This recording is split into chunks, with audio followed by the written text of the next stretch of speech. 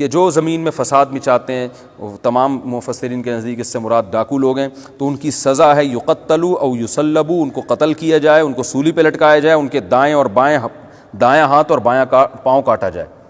سب سے سخت ترین سزا زنا کے بعد اسلام میں، جو شادی شدہ مرد اگر زنا کرتا ہے نا یا عورت، تو اس کی سزا تو پتھروں سے مار کے ہلاک۔ اس کے بعد سب سے سخت سزا اسلام میں ڈاکو کی ہے۔ سب سے زیادہ سخت سزا ہے شادی شدہ مرد یا عورت زنا کرے۔ اس کے بعد سب سے سخت سزا ہے ڈکیتی کی، کہ جو دن دہاڑے یا کھلے عام اسلحہ لے کے لوگوں کو لوٹتے ہیں، تو اس کے بارے میں حکم یہ ہے کہ ان کو چوک پہ لٹکا دو، ہاتھ اور پاؤں کاٹ کے، اور سولی پہ بھی لٹکا دو ان کو۔ سولی کا مطلب ان کے سینے پہ خنجر مار کے گھمایا جائے گا، یعنی اذیت ناک موت ان کو دی جائے گی۔ یہ ہمارے ملک میں سزا نافذ ہو جائے تو آپ کو پتہ ہے کہ سزا نافذ کرنے والے سب سے پہلے، یعنی یہ ڈر ہوتا ہے کہ وہی نہ کہیں لٹکے ہوئے ہوں، اس لیے نہ چور کا ہاتھ کاٹنے کا قانون نافذ ہوتا ہے اور نہ ڈاکوؤں کی سزا ہوتی ہے، تو اس لیے معاملہ ایسے ہی چل رہا ہے۔ سارے ایسے نہیں ہوتے، اچھے لوگ بھی ہوتے ہیں۔ بہرحال والسارق، کوئی سیاستدان کا فون نہ آ جائے نا کہ آپ نے مجھے کہا، تو میں کہہ دوں گا بھائی میں نے کہا ہے کہ کچھ اچھے بھی ہوتے ہیں، تو آپ ان اچھوں میں داخل ہیں۔ اللہ نے فرمایا والسارق والسارقۃ فاقطعوا ایدیہما جزاء بما کسبا نکالا من اللہ، چوری کرنے والا مرد اور چوری کرنے والی عورت کے بھی کا ہاتھ کاٹ ڈالو۔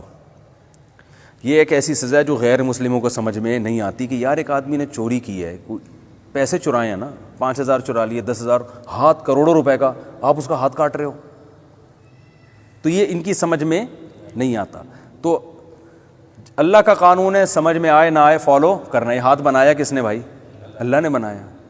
تو دیکھیں کچھ حکمتیں ایسی ہوتی ہیں جو اول نظر میں سمجھ میں نہیں آتی۔ چوری کرنے والے کے اس جرم کو دیکھا جا رہا ہوتا ہے، اس نے 20,000 روپے چرائے اور ہاتھ کروڑوں کا کٹ رہا ہے۔ اللہ یہ دیکھتے ہیں کہ جو 20,000 چرا رہا ہے نا، چوری ایک ایسی چیز ہے انتہائی سہولت کے ساتھ آپ کو بہت کچھ حاصل ہو جاتا ہے، اور جس گناہ میں سہولت کے ساتھ چسکے بہت زیادہ ہوں وہ گناہ آسانی سے چھوٹتا نہیں ہے۔ وہ گناہ اتنی آسانی سے نہیں چھوٹتا، اس میں انسان توبہ کر کے پھر دوبارہ کرتا ہے، کیونکہ سہولت بہت ہے اور پروفٹ۔ بھیک مانگنے والا سارا دن بیٹھ کے گھماتا رہے گا، دے دو دے دو، کیا 50 روپے 100 روپے ملیں گے اس کو۔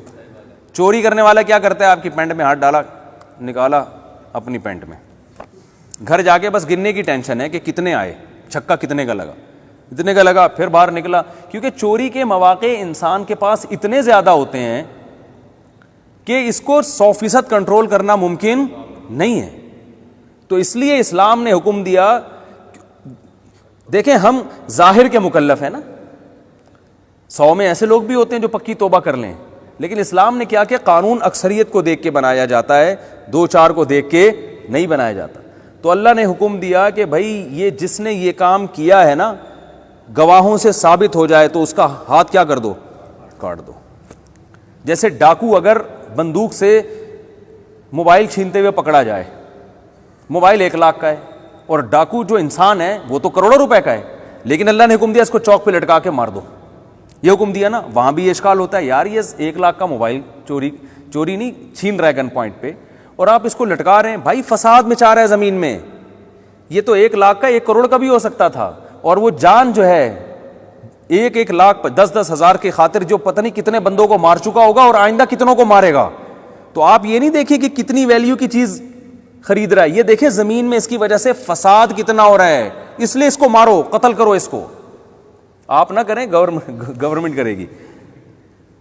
تو اس لیے حکومت ہے، اور حکومتوں کو یہاں معاف کرنے کی اجازت نہیں رکھی اسلام نے، کیونکہ یہ حد ہے، یہ اللہ کا قانون ہے، گورنمنٹ اس ڈاکو کو معاف نہیں کر سکتی۔ اسلام میں جائز نہیں ہے کہ آپ معاف کر دیں۔ اللہ کہے گا تم کون ہوتے ہو؟ تم تو میرے قانون کو نافذ کرنے والے ہو، تو یہ میرے مجرم ہے، ریاست کا مجرم نہیں ہے، یہ اللہ کا مجرم ہے، کیونکہ یہ مخلوق اللہ کی ہے، ریاست بعد میں، اللہ پہلے، یہ مخلوق اللہ کی ہے جن کو یہ لوٹ رہا تھا۔ تو اس لیے اللہ نے کہا حکومت کو اختیار نہیں ہے، اس کو مارا جائے گا، قتل کیا جائے گا۔ ہاں جو گرفتاری سے پہلے توبہ کر لے تو پھر اس کی توبہ قبول ہے۔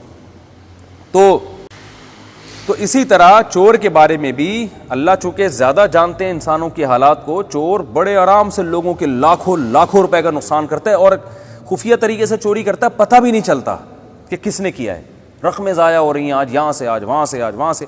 اللہ نے کہا اس کمبخت کا ہاتھ کاٹو۔ ہاتھ کاٹنے کا 2 فائدے ہوں گے، ایک تو یہ کہ جس ہاتھ سے چوری کرتا تھا چوری کے لائق وہ ہاتھ اب بچے گا نہیں، دوسرا یہ کہ ایک علامت ہوگی ساری دنیا کے سامنے، اس سے محتاط رہو، اس سے کیا رہو، یہ ایک سائن ہوگا کہ ہاتھ کٹ چکا ہے اس کا.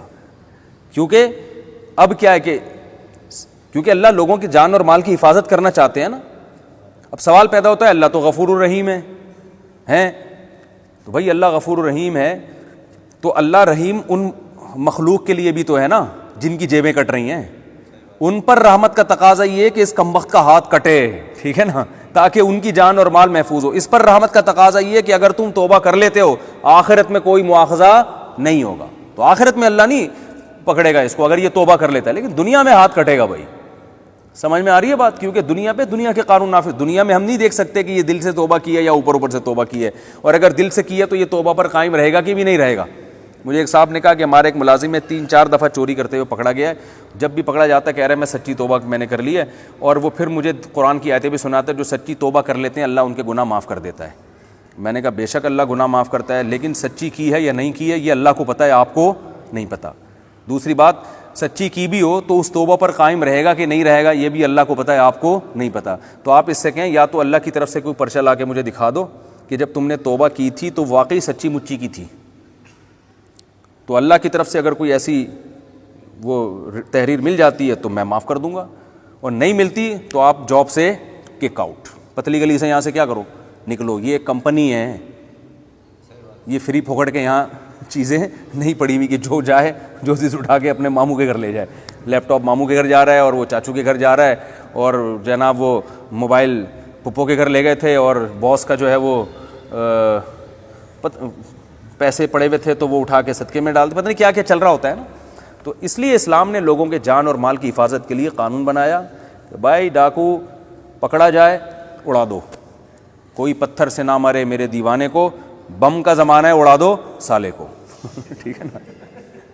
پرانے زمانے میں لیلا کہتی تھی نا کہ میرا دیوانہ ہے, اب لوگ اس کو پتھر سے مار رہے ہو, تو وہ پرانے زمانے کی لیلا تھی, اس کو حالات کا ادراک نہیں تھا. آج کے زمانے کی لیلا کہتی ہے بھائی یہ مجھے بلا وجہ تنگ کر رہا ہے تو صحیح نا, پتھر سے مارنے کی ضرورت نہیں ہے, یا تو میری شادی کرا دو, ورنہ خام خواہ کی ٹینشن ہے بلا وجہ کی, کوئی پتھر سے نہ مارے میرے دیوانے کو, بم کا زمانہ ہے اڑا دو سالے کو. آج کل ٹائم نہیں ہے. تو کہہ رہے ہیں صحیح بات ہے, ٹھیک ہے نا. تو اس لیے اللہ نے حکومت کے ذمہ لگایا کہ بھائی ڈاکو کو بھی قتل کیا جائے اور اس میں معاف کرنے کی اجازت نہیں ہے, اور چور کا ہاتھ کاٹا جائے. تو یہ اسلام کی غیرت ہے کہ وہ لوگوں کے مال اور جان کی حفاظت کرتا ہے. جہاں یہ قانون نہیں ہے وہاں چوریاں ہوتی ہیں. ابھی میں تھا نا, میں ملک کا نام نہیں بتاؤں گا, گوروں ہی کے کسی ملک تھا. یہ لاک ڈاؤن کی وجہ سے جب تھوڑی سی غذائی قلت میں وہ ہوئی ہے نا, دھڑا دھڑ چوریاں شروع ہوئیں. 100 سال سے وہ اپنی قوم کی ٹریننگ کر رہے ہیں, ایٹیٹیوڈ اور چوری اور وہ بھائی پیٹ اتنے بھرے ہوئے ہیں ان کو چوری کی ضرورت نہیں ہے. مسائل پیدا ہوں تو ہم کچھ بھی نہیں ہیں. اور میں پاکستانیوں کو دیکھ رہا ہوں کہ لاک ڈاؤن میں جہاں لوگ پیسہ جمع کر رہے ہیں, پاکستانی صدقات و خیرات میں پیسہ بھیج رہے ہیں کہ یار یہ اتنے پیسے فلاں کو کھلا دو. میں کہتا ہوں یار ہم تو دنیا کو دیکھ رہے ہیں, سب اپنا جو پیسہ تھا وہ جمع کر رہے ہیں, اور دیکھو یہ ہمارے عرب لوگ اور پاکستانی اور مسلمان لوگ تلاش کر رہے ہیں غریبوں کو لاک ڈاؤن میں کہ یار کوئی جو مالدار لوگ ہیں. تو یہ صفت اللہ نے ہمیں عطا فرمائی ہے, ٹھیک ہے نا. تو اتنے برے بھی نہیں ہیں ہم جتنا لوگ ہمیں برا کہتے ہیں, ایسا نہیں ہے. تو جب آزمائش آتی ہے نا, پیٹ خالی ہوتا ہے, پھر پتہ ہوتا ہے کس کے اخلاق کیسے ہیں. ابھی تو پیٹ بھرے ہوئے ہیں ان سب کے, اتنی معاشی ترقی ہے, ان کو کیا ضرورت ہے. اب ایک آپ بتاؤ, ایک آدمی لینڈ کروزر میں گھومتا ہے, مزے سے چپل چوری کرے گا؟ اب وہ چپل چوری کرنے والے وغیرہ ہوئے چور کہیں کا. تو بھائی تو جو بہن کی وراثت کھا کے بیٹھا ہوا ہے, جس کی وجہ سے تو نے لینڈ کروزر خریدی ہے ٹھیک ہے نا, تو یہ کون سا تجھے جو ہے نا تو نے اپنے پیسوں سے خریدی ہے, تو نے وراثت دی نہیں ابھی تک, تو بڑا چور ہے. لیکن پکڑا کون جائے گا؟ چپل چوری کرنے والا.